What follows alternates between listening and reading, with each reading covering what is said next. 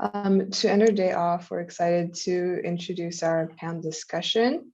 Our first panelist is Sachi Kittur, the VP People Strategy and Reseller at StickerYou. Joining us today from Toronto, Ontario, Sachi creates inclusive opportunities to bring student and graduate passion and design skills across roles in our industry. We also have panelist Jennifer Chadwick from Siteimprove, who we've heard from yesterday, as a digital accessibility strategist and a universal design advocate, and also Dr. Layal Shuman, assistant professor at GCM, who we heard from earlier today as an advocate for teaching accessible and inclusive design. Yeah, and Ayesha and Allison from our team will be asking questions and moderating throughout. Feel free to engage with speakers. If you'd like to ask your own question, raise your hand to be unmuted or type in the chat. Hello, everybody. Thank you so much for joining us, panelists. I'm just going to get everybody pinned and ready. And maybe we can start with Sachi just introducing herself, because we haven't heard from her yet, if at all, and then we can get into some of the questions on our panel. Yeah, so I think I'm the odd one out because I'm probably the only non-designer on this call. But my name is Sachi Kittur. I've been working with the team at StickerYou. I got introduced to GCM because many of StickerYou talent came through the GCM program. We've seen tremendous success, in hiring interns and hiring graduates. And so, this is kind of an evolution of our partnership with the GCM program. So I'm excited to be here. My role at StickerYou is, and this is where you guys are going to maybe get a slightly different perspective, is I really oversee all things people and culture. Anything to do with talent, policies, advocacy. You're going to see some themes hopefully emerge to the conversation today. And I also pivoted into reseller. Reseller is the sales division. So I'm kind of in this unique hybrid. I have people and I have sales basically under me. So which kind of gives me a really interesting lens because I get to interact with customers and I get to interact with internal employees. So yeah, look forward to being here today. That's great. I'm really interested to hear how Layal's topic from earlier ties into your position, understanding sales and people. I am so excited for this panel. I'd love to ask Jennifer to start by just kind of explaining the passion point for you in accessibility. And we're obviously all here as accessibility advocates, but can you give everybody here the reason why you are involved in this work? Absolutely. So hi to the other panelists. It's an honor, and I want to say thanks for yesterday and having me today. I'm absolutely passionate about accessibility because I have friends with diverse abilities or disabilities. I think I've come to terms with having being self-identified as having one. So I'm just part of this amazing community, a note of practitioners, talented folks in all aspects of work. But my kind of passion stems from just having the opportunity in my career as a user experience designer, going from a graphic designer, dabbling a little bit with code, 20 odd years ago, it's terrible, into user experience, not only what a website looks like, but also how it's used. And that was my sort of background. And then I sort of became certified or was given opportunities to do user research. So we had behind the glass, I could observe people just using websites, mobile apps, just seeing how they interact with our services and products at that time. And then we started bringing in just a more diverse group of folks. So it was the first time, and this is sort of going on 8 to 10 years ago, that I'd seen anyone use who was blind navigate our website and call out what was missing. The alt text, as we were talking about earlier, or how they don't use their phone by tapping to input something into a form. They will just use voice dictation like Siri. So these kind of aha moments, and really recognizing there's just a diverse way of people using the web and websites out there, as well as the assistive technologies that are already there. People are just living their lives. And so the barrier itself became the products and services the way that we had designed it. Or I just thought, like, I'm not worth my salt as a user experience designer if I wasn't including everyone's experience. So I opened my eyes completely. And I had the benefit to advocate for, explain or advocate for to other designers in my team, sort of guide them on the journey of empathy and understanding, and just doing those co-design sessions. But every chance I got, I just made sure that the stakeholders from, I won't say the company, or it's fairly common to have them have those aha moments. So they're like, we needed it to be flashy, or we needed to do this and that. And I just thought, have a look at the way someone else is actually navigating the experience. It's different from that for them, so let's include their experience. So I have through Siteimprove, we're a software scan. We scan your websites and mobile apps for accessibility issues, which is wonderful, but it's like a tool. So I'm the human side of it, where I kind of help you come in and understand each and everyone's roles. If you're a writer, if you're a designer, if you're a developer, you're already equipped with the skills to make digital experiences. Let's enhance your skill set by making, understanding what barriers you may be causing, and how you can design inclusively, write inclusively, develop inclusively. Yeah. Just a quick sub question before I throw that question to Layal. Yeah. When you were relaying those aha moments to stakeholders, did it feel like an uphill battle? Was there a lot of persuasion involved? What did that look like? Yeah, no, I finally got it to a point where I work for an organization that helps. So people come to us to say, we want to remove those barriers.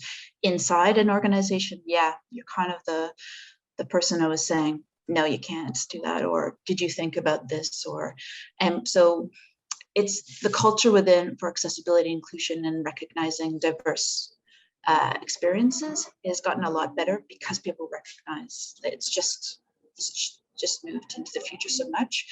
But yeah, you have to, people think, oh, now we have to retrofit a design in there, or I can't do that design, or is this going to cost extra time and money to sort of push accessibility into it at the last moment. So that's why I'm also, I think, as I said yesterday, an advocate for inclusive design, right?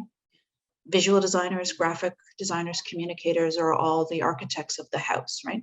Let's build a beautiful, inclusive property that's going to be built, or sent to a developer, rather than trying to retrofit a ramp onto the side of a building, or like a lift into the building later. So it makes it a lot easier, and that people, I find, are getting more excited about diversity and inclusion, rather than seeing it as too expensive, or like, are we willingly doing this for the 1%? We know it's not 1% of it's up to 15 to 20% of the entire world that has some more functional need, some form rather of functional need. So yeah. Right. Thanks. Very cool. Thank you. Layal, passion point. I know we just heard this fantastic brief conversation, but where does it all begin for you? I think I've always been interested in politics and the intersection of politics with everything. So I studied graphic design. I went into advertising, with all its fun, but then I had this existentialist moment of, is that all design is about? Like, is that all we do? Kind of depressive mode. It's like, is that it? Am I just gonna sell and then die? Then I decided, okay, grad school and education, we need to do something. And that's where the shift happened. So there's a part where it is personal a lot. But then there's a part where we are today, and both for education and for design separately, that we don't have an option anymore. So I feel the classroom should be political. We should talk about all sorts of things, about all sorts of people, and the world cannot anymore be neutral. So that is one thing, and philosophically about education, teaching and learning and the university, but also design is also defining itself. So is that all we do? Is that all we do? Is it all for the consumers, for the 1%? Is it all, is it that? Are we just attached to capitalism and that's our profession? Or can we actually be useful to humanity in other ways? So the intersections happen there. Did I answer your question? Yeah. Is that all we do is going to be in my head forever? Because you think you're capable of doing so much more, but then how do you apply it? Where do we actually make that change? How do we create that impact? Fantastic question. And I think you've shared a really great perspective so far, even already just with students on where that begins and with humanity. Sachi, do you want to share a passion point for accessibility and people? Yeah, well, I think I'm going to have a different lens, but what I can share is, so really my advocacy is about people. And to me, accessibility, inclusivity, diversity, it all starts internally with your culture, right? And if you do a good job, if you can instill those values in your culture, my theory is that it will organically permeate into your business thinking, into how you look at customers, how you look at, we have a website, how we look at the website, are we factoring in sort of all these accessibility challenges that are really at the forefront. So yeah, so as much as, I may not have visibility to the design of the UI, the UX, I think fundamentally, philosophically, I believe if we can instill that in the culture, we can build in the culture, then I think it's going to have a ripple effect. So I hope. We've been talking a lot in the last 2 days about this concept of born accessible, and the outputs that are shared need to be accessible from the beginning. When it comes to culture, do you think that we're able to work retroactively in accessible culture, or do you think that it needs to be like a restructure and back to the beginning? I think that's a complicated question. What I'd say is, I think cultures today have to be flexible, adaptable. You have to be able to pivot. 20 years ago, you could kind of have this, sort of very inflexible, structured org culture, and that's kind of what you were, and no one really bugged you about it, right? Like this is what you stood for. And I think today the cultures and the businesses that are thriving and that are doing really well are the cultures where this pivot and this iteration is happening continuously in the organization. And you're starting to reflect your demographic. You're starting to, let's face it, accessibility, diversity. 20 years ago, when I started in this field, it was not mainstream.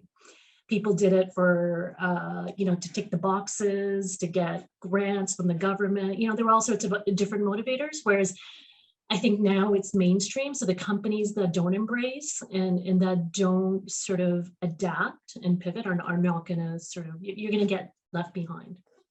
So I don't know if that answered your question, but I do think that, you can't change the past. I can't change, how things evolve, but I can create a culture that can easily adapt and, with the times and with the needs. So that would be sort of the approach I would take. I think we've got some really, really interesting different perspectives from industry here. And I saw a message in the chat just now saying that it shouldn't be like neutral. We have to have these uncomfortable conversations and talk about, where we can improve. And that brings me to the next question of, do you think there's an avoidance of accessibility within companies? And do you think there's a barrier between designing for accessibility and aesthetics? I think Layal touched upon this a little bit in your talk, but if we can go more in depth. So maybe I can just add one perspective and then I'll let Jennifer and Layal go in, is I think the barrier is really within your culture. If you create a culture of trust, of openness, of transparency, whatever the issue is, I'm a designer, I'm a developer, I'm in the manufacturing side. If I feel like something that we're doing is not sort of aligned to the needs of our customers or what I believe in, I should be able to put my hand up. And if my culture allows me to do that, I think the barrier that you're talking about goes away. So again, this is the culture and the people lens, but I do think that barrier is likely more fueled by the culture and the values versus, it being something that somebody just can't do. Yeah, I completely agree, because I work with a variety of different customers who, bought the Siteimprove, platform to sort of monitor all the efforts that they do.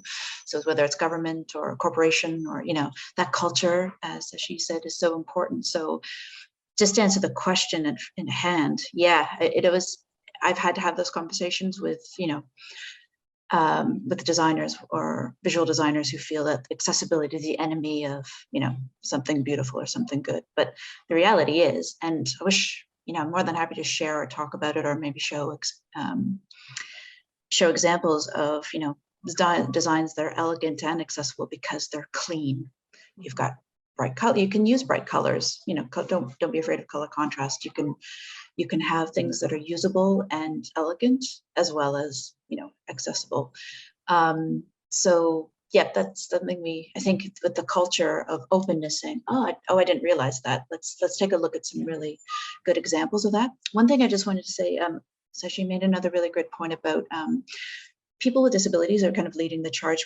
In the pandemic, so many people started to work from home, or that flexibility you mentioned about organizations, they've always worked from home, or they've always been flexible with their work ethics. So it kind of showed organizations we could all be productive at home as long as we have the right, technical setup.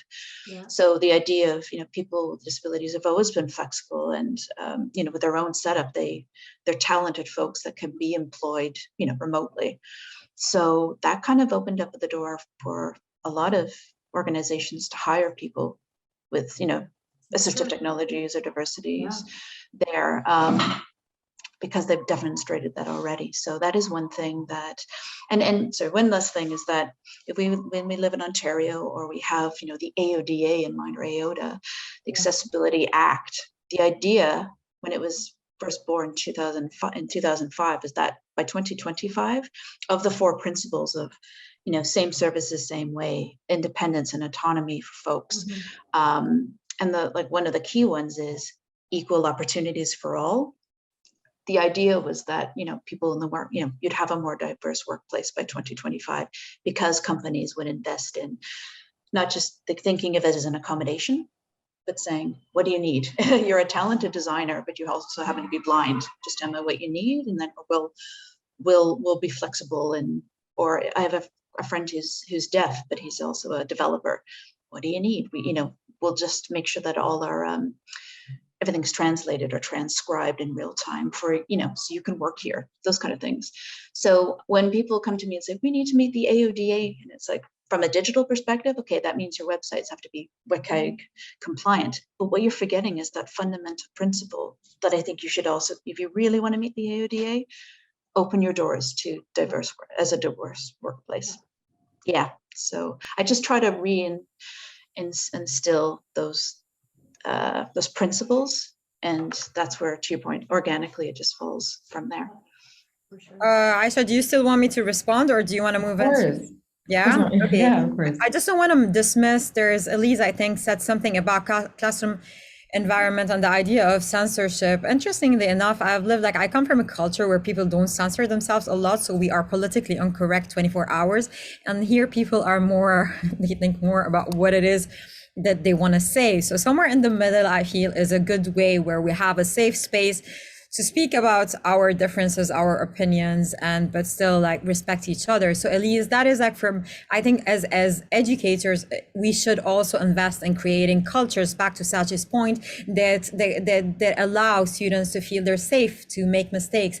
And any justice-focused work is a long process of learning. If we agree that we're learning, I'm learning, you're learning, and let's learn together, I think we would be able to express more together and learn more together. So just the idea of a classroom and speaking about complex issues. Another thing, going to the idea of barriers to design accessibility, and that all sorts of inclusive design or justice-focused design, that it is a tension with good design, good-looking design. I think we need to unlearn about creativity. Somebody asked that question, unlearn what design is. If we tie it, as I was saying, to people, if we create a context where we evaluate design based on the idea of justice, if we think about our choices as informed by, there's color theory, there are principles of visual, there's a million place that we can refer to in relationship to our design choices, in relationship to our user audience, people we're serving or representing. So all of these things, we need to keep on talking about them. So it's not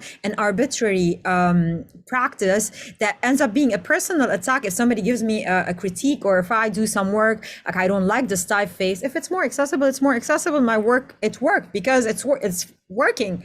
So we need to shift and unlearn how we're thinking about creativity and what design really is, and keep on contextualizing in relation to people and inclusion and all of those other things there. Absolutely. I think so Liz just said in the chat that, you know, design fundamentals were made for a reason. And I think that's completely true. And making that point, saying that we do have to unlearn some of these unhealthy and, you know, not inclusive mindsets are extremely important.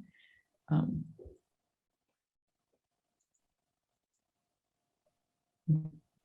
you want me to take the next Yeah, question? I was like waiting. Okay. So in respective industries, we have a variety of people here today. What is the most challenging part of your job as the accessibility advocate? Layal, if you want to answer this one first, you're welcome to. Not accessible. I'm going to say more somebody who is committed to equity focused and justice design education and the intersections of those. I feel sometimes there's a lot of resistance because, again, anything justice is creates tension because we're afraid. As Elise was saying, like sometimes there's resistance in engaging in complex conversations, and sometimes there's also, given the realities of a world that is really led by dominant structures and that are unjust, people just want to have pretty things on their portfolios. They want to go to fancy agencies, and so. But the thing is, the interesting thing is that is very hopeful for me is that I get more students who justice issues in design has resonated with them, that have found opportunities because of their shifting their practice, more than students who aren't. So does that make sense? So it's not that the industry and work wants people who are more, we're all aligned that the world is horrible and we need to do better. But I get resistance, I feel, and there's a lot of labor that is in aligning ourselves to these topics. There's a lot of learning and unlearning all the time. So there's that as well. I can't imagine how difficult it is to teach the concept of unlearning in a university with design when people reach courses or your programs with already such developed concepts of what they think they should be doing, to then challenge that. But I think you're doing a wonderful job of that. Thank you for that voice. Jennifer, did you want to share something? Yeah, I'll just be quick because I know it's a big thing. So yeah, when teams come to me, I think the difficulty there is that you've got maybe similar to what Layal said, you've got fully grown professionals that have been doing development or design for 10 years, or they are the design lead, whether it's UX or graphics or visuals. And I'm coming in and saying, we need to incorporate accessibility. And they're like, I don't even know what that is. And I'm like, and even like I came out of Sheridan College even 20 years ago, and when I learned graphic design, it wasn't even discussed. So my challenge is that resistance, because people know what they know and they don't want to learn anything new, which is unfortunate. So I try my best to sort of overturn in corporations and government and stuff like that. But I'm so excited to be here with everyone because I see the openness to unlearn. And I see the openness and the innovative design thinking, and like as Layal said, the focus on people, because that'll help you mitigate that fear of not meeting WCAG or not meeting the legal requirements. People are just, they come to us because they're just seized with fear of non-compliance or non-understanding. But you unravel all of that and you get excited by the fact as soon as you either see some user stories about diverse experiences and go, oh, I really want, oh, that's a terrible barrier for that experience. I want to, how can I as a designer change that for you? How can I change lives? That's one thing I'd love to see, those aha moments at a professional level. But yeah, I'm definitely, the hardest part is helping people get over the fear as well as we don't want to spend the time or money doing it.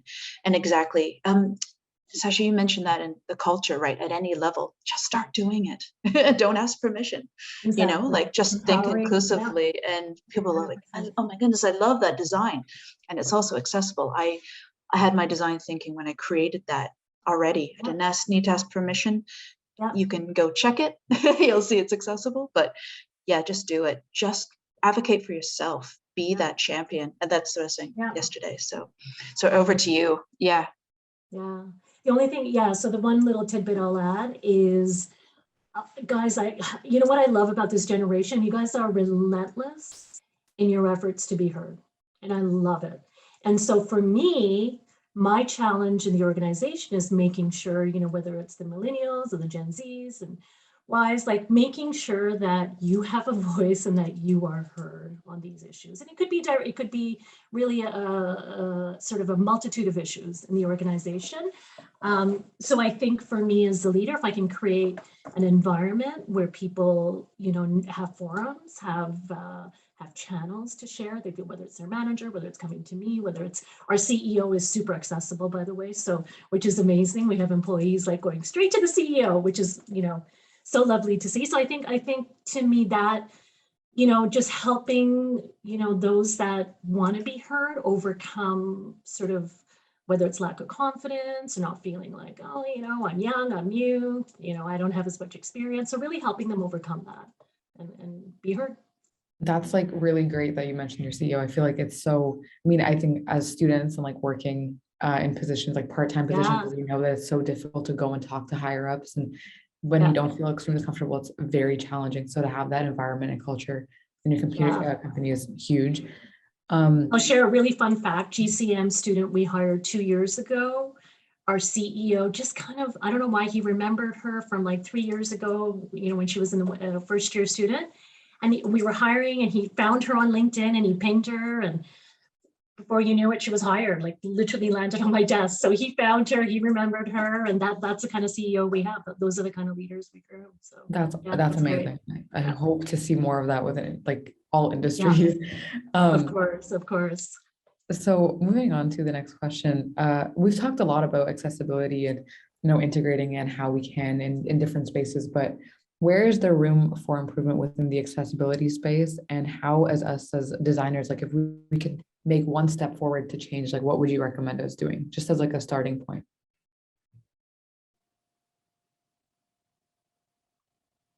I have a really simple answer, which is by all means, don't just ask why. Always ask why. Because we tend to get into autopilot, and here's my job description, here are my tasks, I'm just going to boom, put my head down and do it. Don't be afraid to ask why. Absolutely. And always keep those folks in mind. So you are an advocate for someone who, if hire people with disabilities, hire diverse experiences, functional needs.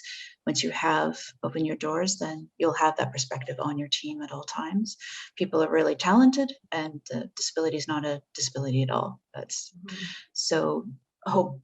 One thing is, you know, just to push for people to see past that.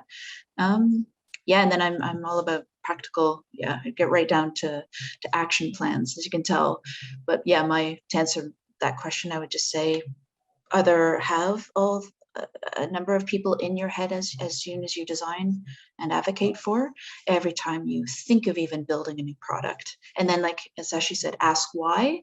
Why is it designed this way? Does it work for everyone? Think about those, you know, up to, and I can always help with this, like, even if it helps to have user statements. As a screen reader user, doesn't matter why, I may be blind or I may have cognitive needs, right? As a screen reader user with this technology, I need the website to be developed and designed this way. And it unravels the fear, and your what was there.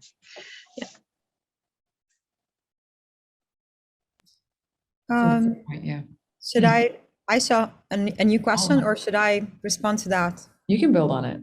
Yeah, just like, it's not going to be, again, not from the accessibility. I'm not an accessibility expert, but again, back to the idea of committing ourselves to ethical design, to design that is inclusive. I feel there's a lot of work. That's also part of the resistance. There's a lot of work that we need to do that is invisible, that nobody's going to reward. right? So if you really think about that and it's important to you, there's work that nobody's going to see, but that is going to really reflect as you move forward in life, which is, it's like what we read. If we want to resist designing just for like 1% of humanity, don't read 1% of humanity's take on design. So that idea of learning, that invisible labor that is sometimes like, yeah, we're tired, but it's rewarding, right? It makes our work meaningful. Every day is meaningful. If you're not hoping to have a job in design that just like sells useless things to people, that is a way to go, inside out. Invisible labor, it's yeah, I think that's a good place to start. So embody all of that you really want to bring out. If I can ask you a question, Layal, on that, is there a piece of invisible labor that you started with that was impactful to you, or a reference point, or a story, or a book, or any point of piece of information that helped build that labor? I was a graduate student for too long, and I had to read a lot of things that just because I had to read them, they were dominant literature that I had to, sometimes it's painful. But I got to a point where, you know what, I can read people who talk to me.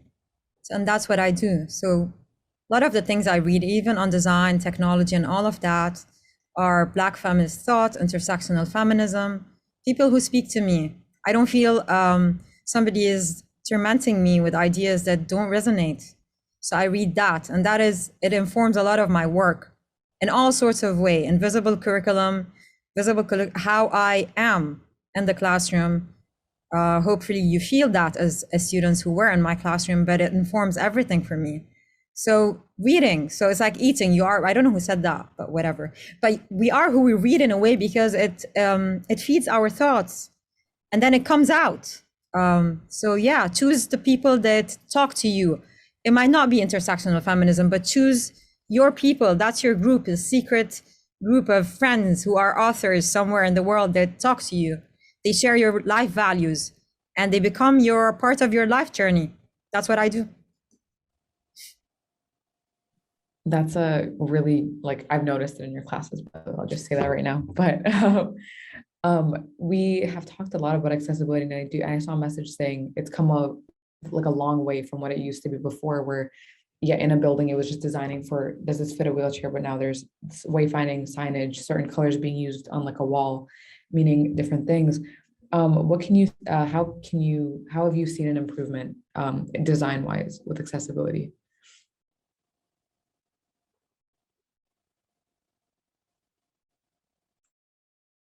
This is for anybody. Do you mean in the built environment as well as digital spaces? Yeah, both. Yeah. The space in general. Yeah. I'll hand it over to you both, because I'm not so much an expert on that. But I do have seen some perfect examples. Accessible Media, their whole building, they're in the accessibility broadcasting business, but it's amazing what they've done. The inside of it is just easy changes with signage, as you mentioned. That's just the norm there, and I think it's really, if they could package that and sort of help other offices adopt that, then yeah. But I was really impressed when I saw. Question for you, Jennifer, on that. When those kinds of built environments are so successful, is there a place where those are championed or showcased elsewhere to encourage other places to follow suit? Yeah, no, I think hopefully being able to share some resources on that. But I do have friends who are built environment champions. So if anyone's interested, even speaking to Accessible Media directly, you can find out how that was built and how long it took. And I'm more than happy to share or reach out to or have people get in touch with those folks who've either done it or they know exactly what to do to make the built environment accessible. But one of the things, just touching on the digital side, is making sure that you ask a new employee what they need, what assistive technology they need, Or would you rather work from home? Or would you rather work in the office? You know, what environment is and timing is best for you? That flexibility, I think, makes a big difference to people's lives, and they become loyal employees, as well as, you know, their value and their talents are recognized.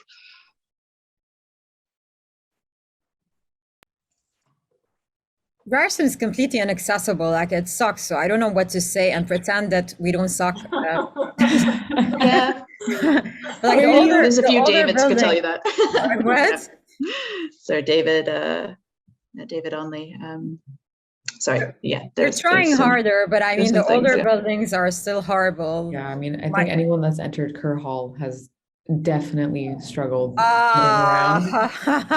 Yeah. But I was gonna ask kind of for Sachi, when managing people and like within your company, I think having, like you said, open conversations, like that doesn't only apply to industry. How do you manage to be open with your employees? And because even like within student groups, we want to create safe spaces for people to have those conversations. Yeah. So it's really interesting because I think COVID and the pandemic and this whole virtual sort of having to pivot into a virtual workforce forced us as a company to really ask that open-ended question. What are you going to need in order to do your job? And that answer was different for all 120 employees in our company. And I can tell you, even something as simple as we had Zoom, and we did have a couple of people that needed the captioning, and they kind of, very quickly into our Zoom, into our new Zoom cadence, that we became aware of that, and we just kind of parked it, moved over to Google Meets. I think we had a few people that needed special software installed, so we did that. We do have a couple of individuals that are wheelchair. In a wheelchair, we have 2 employees, and so if they wanted to, we had to kind of make special arrangements for them to come into the office, making sure that it was safe and equipped, because at this point we were 100% remote. So I think, again, it's asking that open-ended question: what do you need? And putting your money where your mouth is. You don't just ask it and then do nothing. You got to ask it, and then you got to move quickly to support them. So yeah, that's kind of what we learned through this process. And there's like, I'm trying to think, there's many examples of things that we did pre-COVID that now in a post-COVID environment, we're just more acutely aware of the needs, more on an individual level versus these broad sort of strokes of, yeah, we can be all things for all the employees. So I think, that is a silver lining. I know the last 2 years have been tough, but from a culture, people sort of focus, empathy, understanding, it's gone up twofold, I'd say, in every single organization. So we were already kind of progressive, I would like to say, even before COVID, but yeah, it's really, I think it's helped. Even with COVID, even now as things start to open up in our company, we just said it's employee choice. If you want to work 100% remote, as long as your job can allow you to do that, we're good. And we'll equip you with whatever you need. So I think at the end of the day, employee choice and support. Wow. The value of just asking these questions and it's very knowing what empowering. questions to I know. Some employees are like, oh my God, no one's ever asked me, right? So